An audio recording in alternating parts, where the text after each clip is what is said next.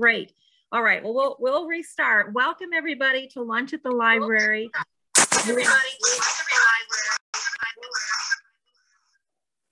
We're really happy that we have Zoom technology because we weren't able to meet in person, but we're still able to carry on with this great slate of speakers. It's the first Wednesday of the month. So just a reminder, mark your calendars for next month. Joy Castro will be here talking about her latest novel, Flight Risk. Hey, Megan, you need to mute that one, or maybe just turn it off. It is muted? It doesn't say muted on here. Okay. Maybe just turn it off. Yeah. All right. All right. I think we're set. And then I wanted to mention also in April, Pat Leach will be talking about the library notable books. So mark your calendars, lunch at the library, pack your lunch, and join us for some great conversation. Today, though, I'm thrilled to introduce William Thomas.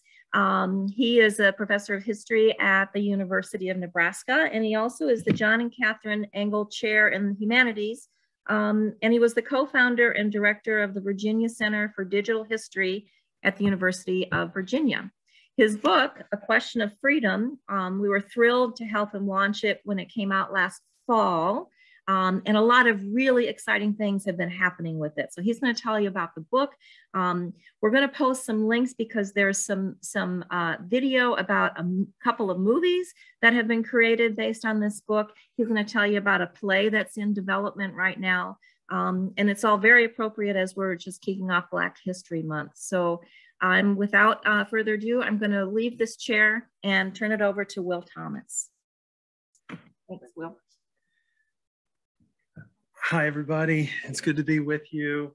It's good to see so many friends and pals from many walks of life, the university and Lincoln.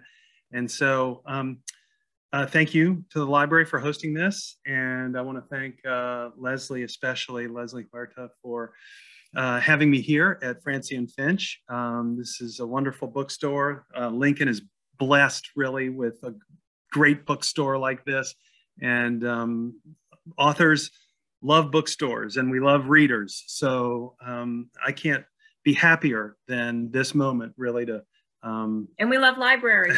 And we love libraries, absolutely. And so I just couldn't be happier to be with you all today and to talk about A Question of Freedom and to hear your thoughts and questions and have a conversation. So I briefly will just introduce the book and then open it up for questions. This is a book that I started 10 years ago. Kay Walter, who's on this call, knows this very well. I owe her a debt of great gratitude for all of her support over 10 years of work on this. It started really when I noticed a Supreme Court citation of a case called Queen v. Hepburn. And I was actually writing a book review for a journal. And the book was by Kent Neumeyer. It was a biography of Justice John Marshall. And there was a two-page little part in this massive book on this freedom case called Queen v. Hepburn. And the first thing about it that caught my attention was that it was early in American history. It was 1813. And I didn't know much about freedom suits. The only one I really knew much about, and I'm an American historian, you know, was Dred Scott, right? The 1857 case, the most notorious, infamous case in American history, and in which Dred Scott was denied his freedom. And slavery seemed to become the legal all across the United States, including in the West, potentially.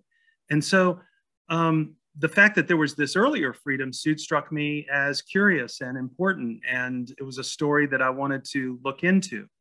So I went to the National Archives and I asked to pull the Supreme Court case file.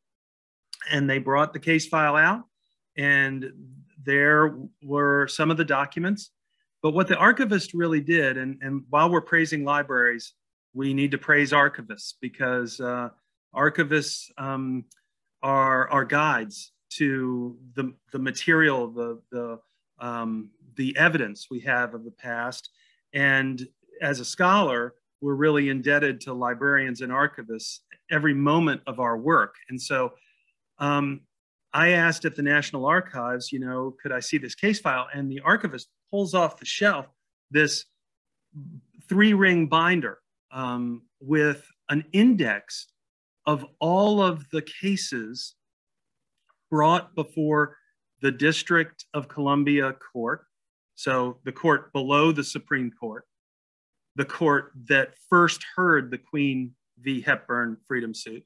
And when I opened it up, I immediately saw that there were hundreds of freedom suits in the DC court. Queen v. Hepburn was one of them, but there were 5 other freedom suits by the Queen family. And so what I thought was one case was really 5 cases. And what I thought was one case was really part of 300 or 400 freedom suits that came before the DC court, and then hundreds more that preceded them in Maryland, in the Maryland courts. And so this struck me as an incredibly important story in our national history, and one that needed to be told and was crying out to be told. And the story of A Question of Freedom is really the story of the families, enslaved families, who brought us dozens and dozens and then hundreds and hundreds of freedom suits in the courts. They challenged slaveholders personally. They sued slaveholders personally for their freedom. And these cases were, they began as early as the 1780s. So they really began at the nation's founding. Enslaved families challenging slavery, using the law from the moment of the nation's founding. And this persisted all the way to the American Civil War. And so I refer to this as kind of a public underground railroad, right? We're familiar with the Underground Railroad and the way enslaved people escaped slavery, but this story was public. It was in court. It was political, and it was tried in the highest courts and halls of power in the United States, in which enslaved families challenged slavery and attempted to win their freedom. So the story's significant, and it's one that I try to tell in this book in a way that helps readers not only understand the story, but to feel emotionally connected to it. I want readers to care about this history and to care about the history of slavery in the United States and what it might mean today and what it means to them. So the book is really a narrative history. It tries to bring you into the story and show you the stakes, show you the consequences of these decisions and what they mean, what they meant then, and what they mean to us now. So with that just brief introduction, I'm happy to talk about the book, answer questions, and see where you all are with your thoughts about this. So I'll pause there.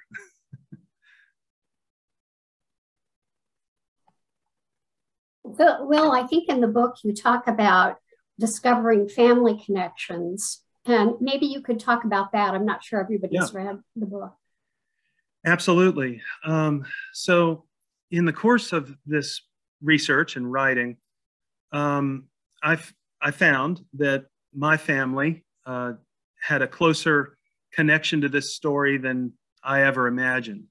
When I first looked into Queen v. Hepburn, I really didn't know that it originated in Prince George's County, Maryland.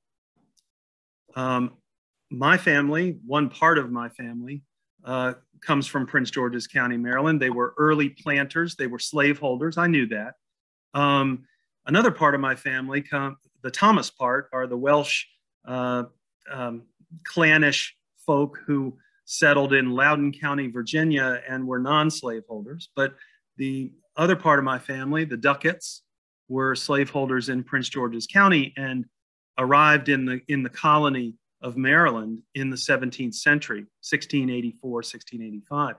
So many of them were judges, many of them were lawyers. And I knew about that generally, but what I did not know was really how closely connected they were to the most important freedom suits that I write about in this book. And as I did the research, and as Kay knows, worked with the original documents, you know, the Duckett name kept coming up. Witnesses were Ducketts, neighbors were Ducketts.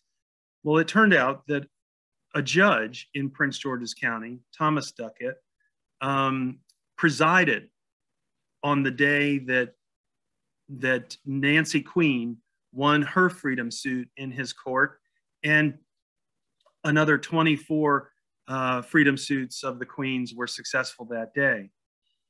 But over the course of the research, you know, I found out that the Duckett family were enslaved the last queens who were enslaved in Maryland in 1864 at the end of the Civil War. And so here was this freedom suit. I was trying to find out what happened to the queens after they lost the freedom suit in the Supreme Court. And I gradually realized that the last queens held in slavery in Maryland were held by members of the Duckett family. So that, coming to terms with that history, reckoning with the significance of it, was a big part of this story and a big part of the book.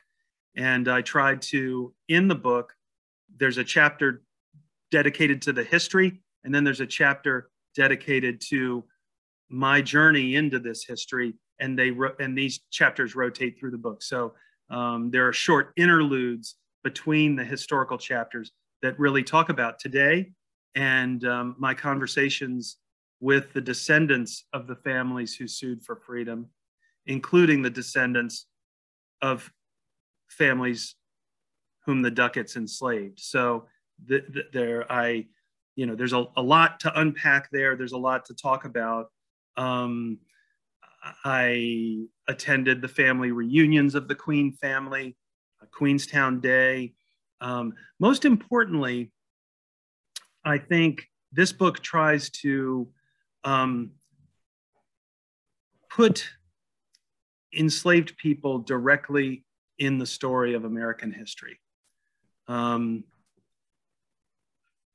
Many Americans see slavery as sort of abstract, right? As slavery as nameless, faceless. It's a distant thing for many Americans. But for the descendants of enslaved Americans, this is not a distant thing. This is a very present thing in their lives. And slavery was not nameless and faceless. It was their ancestors who were subjected to this horrific treatment and condition and unfreedom. And so I think my goal in writing this was, in writing it the way that I did, weaving the present into the past throughout the book, my goal was to really honor that history and populate the past with three-dimensional people who were acting in their world. And so Charles Mahoney, an enslaved man who brings one of the most important freedom suits, you know, we don't have his words, but we have his actions and we have his presence, and we can see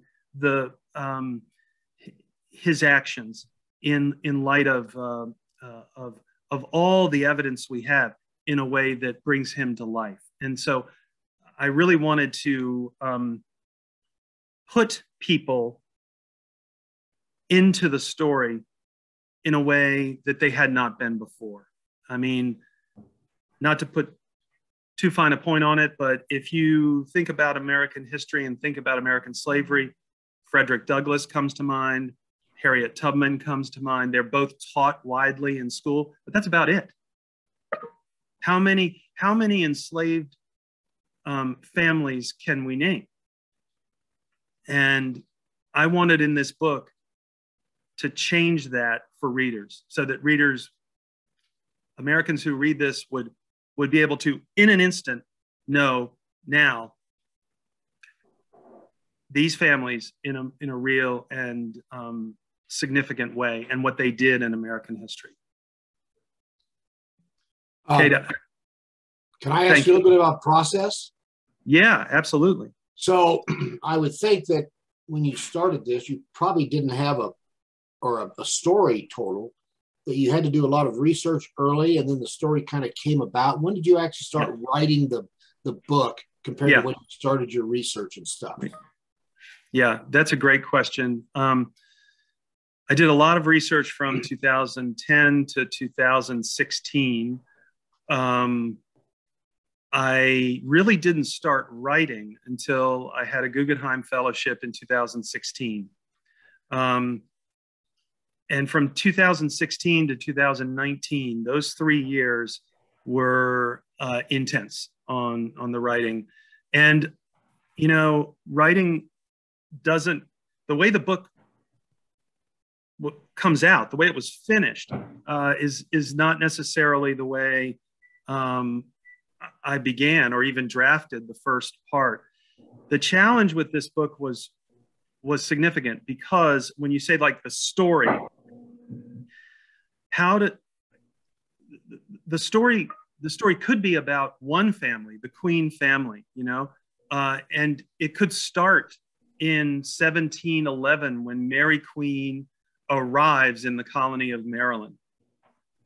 And I wrote a draft that way. I actually wrote beginning in 1709 or 1710 and telling the story through time that way. But these cases are all in the 1810s, you know, and they rely on evidence that goes back in time. And so how to tell the story, what the story would be, was something that I really wrestled with from 2016, 17, 18. And meanwhile, I was meeting the descendants of these families, and new information was coming to light around Georgetown University. Many of the initial suits were against the Jesuits.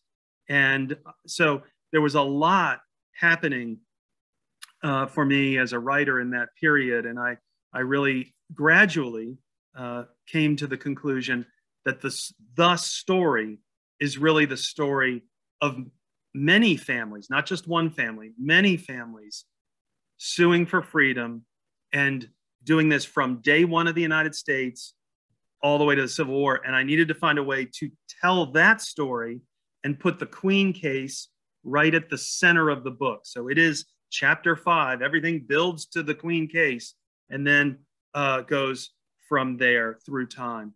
So it's a great question, because, I mean, I cut 40,000 words from this. I drafted the book one way to start, and I just had to go in a different direction. And so I think if you ask any writer, nonfiction writer, this is a similar, I mean, we are working through to find what the story is. Did you find that as you were writing that there would be a gap and you'd have to stop and do research to kind of fill a gap or something like that? Or once you started writing, were you there? Oh, no, absolutely. I mean, for example, one of the final chapters in the book is about the Georgetown sale, the sale of 1838, in which the Jesuits sell 272 enslaved people, men, women, and children, to Louisiana, and they use the proceeds to finance Georgetown College. These families all had sued for freedom in the earlier period I was writing about. When I first started the book and when I first started writing, I didn't think I would, I thought I was not even going to deal with the sale. I was really the book was going to culminate with Queen v. Hepburn. It was going to end with Queen v. Hepburn. And then I gradually realized this is an enormously significant part of the story. Readers would want to know what happens. Readers would want to know what happens after the Supreme Court case that I had been working on. And so I had to step back and do a kind of a deep dive into the sale. And I went down to Louisiana and gathered through the courthouses and went through trying to find freedom suits in Louisiana. Did any of these families sue for freedom in Louisiana when they got there? So yeah, your question's a good one. I took a whole nother research trip to Louisiana courthouses in order to figure that out. Interesting. Yeah. Well, one of the things that really interested me was the point at which hearsay was no longer accepted. And right. That was just fascinating. Yeah. So in the 17th, so I didn't know anything about this when I started.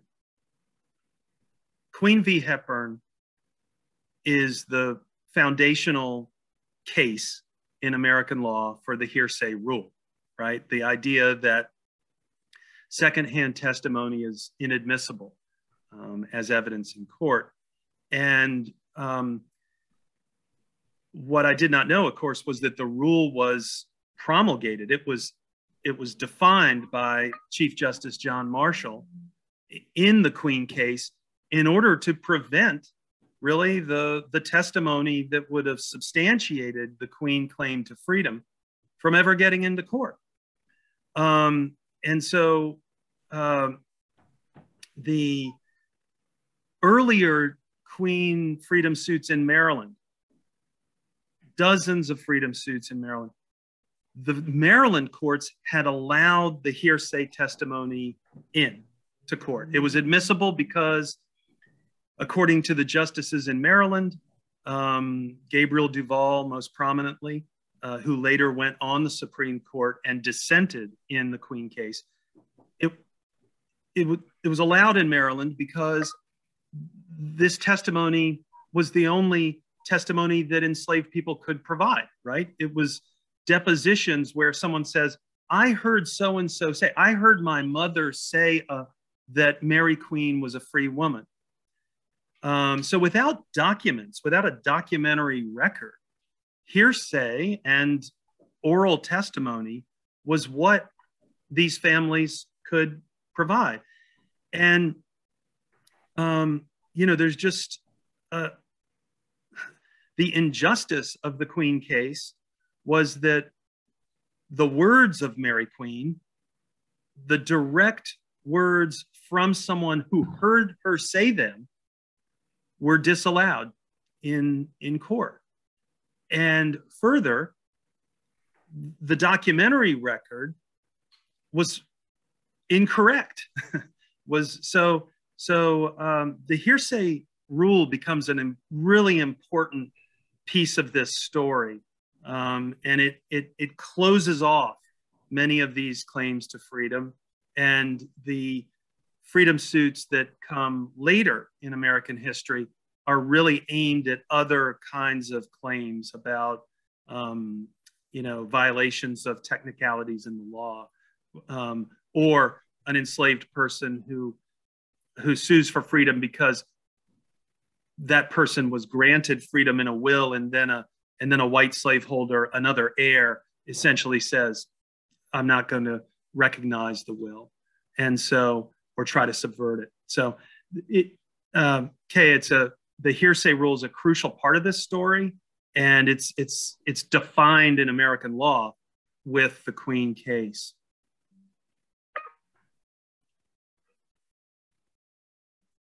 Okay, other questions, thoughts, comments? I'm going to look at the chat here. Okay. I assume from Jim, I assume most descendants welcomed your efforts to bring their family's story, but were there any who did not because of your family's ties to slavery? From Jim Buddy. Thank you, Jim, for that question. I encountered no resistance or lack of welcome. All of the descendants of the families who sued for freedom welcomed my inquiry, welcomed my coming to the table, so to speak. And that's been an extraordinarily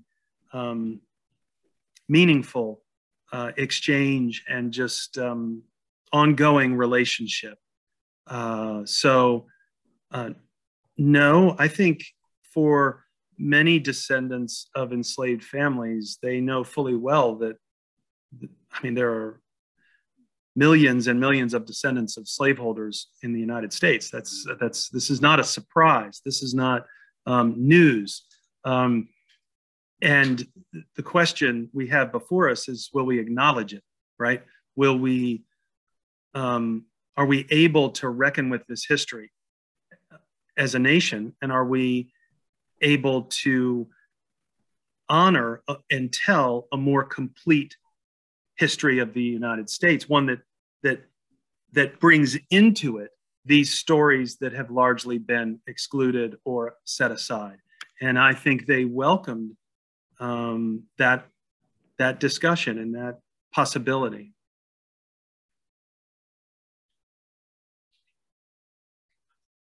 Let me just ask you, so obviously the book on CRT has been prevalent lately, and it's kind of the same line that you've just mentioned, in the sense that the author, her claim is all she's trying to do is tell probably a different perspective, a different story to a group, a class of people and so forth that we haven't heard before. Have you had any connections with any of that at all in your developing your story? I'm not sure what book you're referring to. Maybe the 1619 Project. Correct. Yeah. Yes, I'm sorry. Yes. Well, the 1619 Project is important, right? It does, in fact, do this. It attempts to bring new stories into American understanding and into American history. I have not had any direct contact or connection to the project. It was unfolding at the same time as some of the work I was doing. But you know, most of the families and the work that I was doing was really intensely local and personal and connected, and it is ongoing. You know, I think another thing I think that's important here is, and Kay's leadership has been crucial in this area. The digital project that we developed around the freedom suits is used, right? It's used by families. Now these records are available. Now they're able to see the testimony of their ancestors in court and what they said about their family relationships. And this is exposing these records in the way that the Center for Digital Research in the Humanities at Nebraska has, and other institutions have, has really made possible conversations about American history that maybe weren't as possible before. And another thing that's happening is with regard to Georgetown, and I would say with regard to this story, the descendants of the 1838 sale that the Jesuits executed are forming a kind of association. They're all over the United States. There's a descendants association. And in the digital space, they've been able to come together around this history and really reunite branches of the family that had been separated by the sale, Maryland to Louisiana, and to reconnect. And that's another part of this story that's immensely important. This is ongoing. Hold on just a second. Leslie was going to ask a question. jacket, the cover artwork. Who is that? Yes, Leslie is asking about the artwork on the cover. The cover is taken from an animated film that my partners here at the University of Nebraska and I produced. It's a film called Anna, and I think you put the link maybe in the chat, or if you didn't, I will in a moment. And the film is a short film, and it's about one of the freedom suits in the book, the freedom suit of Ann Williams in Washington, D.C. She, in 1815, leaps out of a slave jail window on the third floor, and the third floor of the building, and is grievously injured. She eventually recovers, but her children are sold south in the slave trade. And the story has been well known, but what was not known really until quite recently was the full story of her freedom suit. She sues for freedom 17 years later and wins. And Francis Scott Key is her attorney. Francis Scott Key was a lawyer in DC, as well as a poet who wrote the Star-Spangled Banner. He represented the Queens as well in their freedom suit. But Key's a complicated figure. He's got his own, he's committed to colonization. He's not really committed to Black freedom, especially in the 1830s. He's certainly not an abolitionist. And so the story of Ann Williams is really told in this short film that we produced and is available online. And it's a film that is being taught in lots of classrooms around the United States. It's a great short film. It's 10 minutes. And, it really brings this history to life. And that's what we're trying to do with the other animated films, The Bell Affair, which the link is in the chat. And we're making a new one on Michael Shiner, who sues for freedom as well. This is a series that we're producing on what we're calling Freedom Stories. So I'm going to pause and see how we're doing. And oh, there's the link for the film. Yeah, right. There's also a play. Yes, Leslie is asking about the play. As an author, it's quite something when a play is commissioned about your book, especially a nonfiction history book like this. So it's exciting. There's a local theater in Washington, D.C., well known in Washington, D.C., Joe's Movement Emporium is what it's called. And it's been around for a long time, and it's well established. And the director there, Brooke Kidd, has commissioned a play, a performance based on a question of freedom. She won a National Endowment for the Arts grant to do this. And the playwright who's been commissioned is a very well-known DC theater producer, artist, hip hop artist named Salmaeen 24. And he goes by the nickname Psalm for short.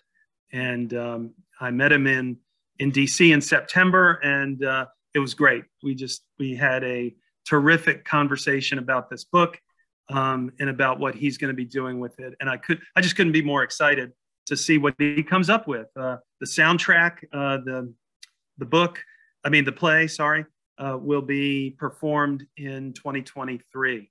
So 2022 is the year that Psalm is going to write, and then it'll be produced and performed on stage in DC in 2023. So it's pretty exciting. Yeah. We'll have to get it here in Lincoln. Yes, we will bring it to Lincoln. That's exactly, yeah. So, all right, how are we doing on time? And how are we doing on questions? I don't have a clock in front of me, and without a clock, I will just keep going. I can talk about lots of parts of this book and different different parts of the research and the story. So, but if there are other questions. I think Lois might have had some questions. I can't see anybody's hands up, so you just got to jump in, is what I would say. Lois? Yeah, I just put it in the chat. We were wondering whether you were able to learn whether the enslaved people who brought the suits, were they literate? Did any of them represent themselves in court, or did they all have lawyers? Right, good, that's a great question. They all had lawyers. They did not represent themselves. Enslaved people, to my knowledge, could not speak in court. But the interesting thing here is that these freedom suits are civil suits. And in the 19th century, that meant that the slaveholder, the defendant, could not speak on his own behalf either, his or her behalf. So they did not represent themselves, but they were individually suing individual slaveholders, right? So this is a real challenge to the slaveholders' sense of power, of authority, of dominion, and of control. And so it was a threat in that way. And you know, some were literate.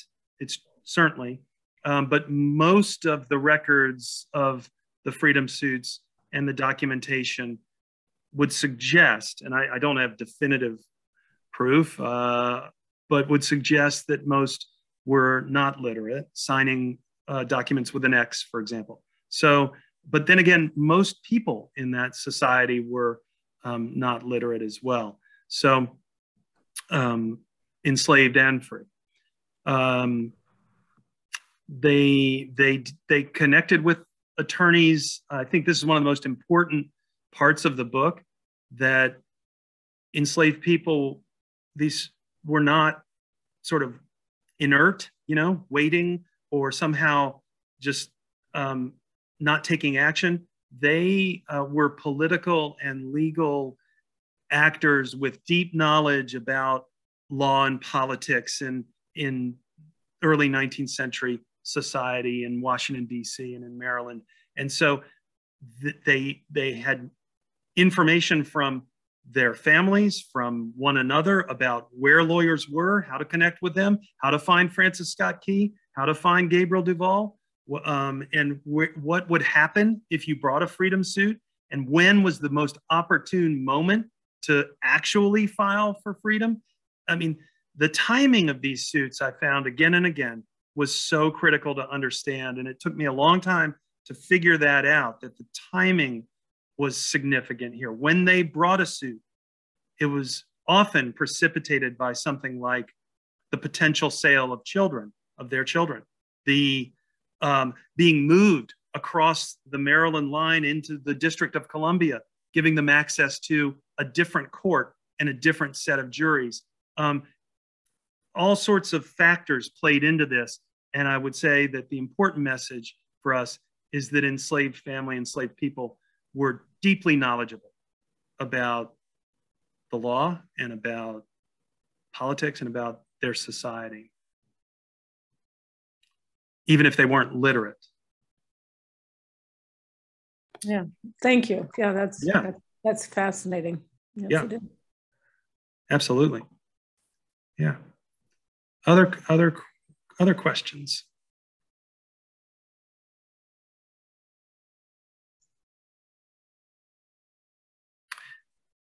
Well, let me just briefly to sort of wrap up here.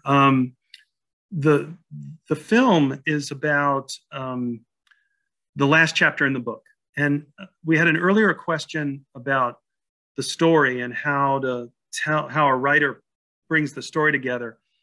I honestly didn't know what the last chapter of the book would be. I wasn't really sure how to conclude this, and gradually I realized and came to the conclusion that the Bell family and their freedom suit really stood out as a way to conclude the book, because at the end of a series of freedom suits by the family, the last freedom suit that the Bells file is one in which the plaintiff, the person filing the freedom suit, is a 9-year-old child, Eleonora Bell. So the last freedom trial, which is the title of the chapter, the last chapter, is about Eleonora Bell's freedom suit as a 9-year-old child and what led up to this moment in which a 9-year-old child would be suing for freedom and not win. So this is the story that we've decided to make into a feature film, and we're releasing it in the coming months. We hope to have some screenings here in Lincoln at the Ross, and hope to have a screening in Omaha, perhaps at Film Streams. We're working on distribution now, but the film is titled The Bell Affair. And the Bell family not only sues for freedom, but when their freedom suit fails in the courts, they are the leaders, the real movers behind the largest escape attempt in American slavery history. This is when the Pearl, a vessel, a schooner, is brought to DC, and 77 people under cover of darkness get on the vessel and sail down the Potomac River to try to make it to Philadelphia. They're unsuccessful. The Pearl's captured, and these families suffer grievously as slaveholders sell everyone to try to break up the families and and sort of send a message to enslaved people never to do this again. And Eleonora Bell's freedom suit is the last of in this story. And so it's the conclusion of the book. It's also the basis for the film that we've just finished. And I hope you'll get a chance to see. The trailer is in the chat, the official film trailer for The Bell Affair. There it is. My partners in this are Michael Burton, an animator and artist here in Lincoln, and Joaquito Dreher, a professor. Michael's also a professor of African-American literature and film studies. And she's an actor and a playwright and a co-author with me on the script. And she's also the director. So this is coming your way, I hope soon. And right now we're trying to get it placed in film festivals around the United States. And we'll see how we do with that. But in any case, we'll certainly be bringing it to Lincoln, possibly this summer. So let me check the chat one more time. How are we doing here? Do we have any more questions? Okay, thank you for putting the link to CDRH's project, the Early Washington, D.C. Yeah, do we have more questions? Happy to keep talking about this. We'll give a long Zoom pause. So go ahead, Kay, did you have one? I was just going to ask, you said that you're doing a series of films about different freedom suits.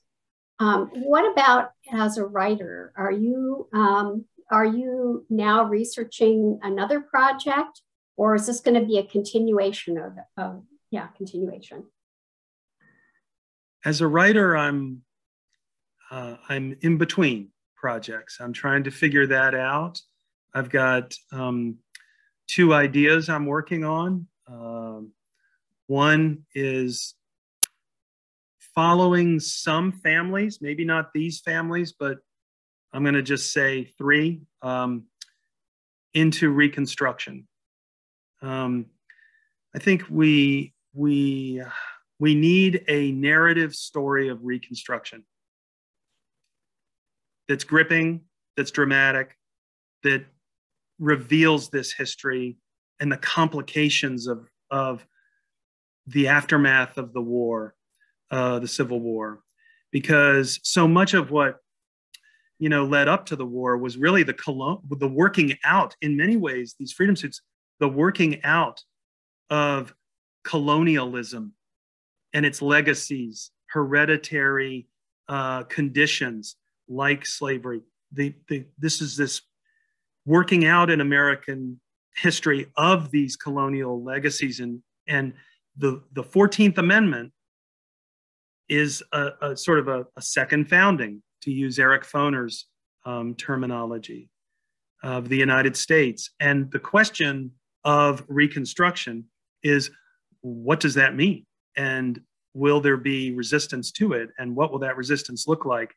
And so I've done some small research about DC and Maryland and Virginia, and sort of the Reconstruction, trying to tell the story from that standpoint, the confiscation of property, the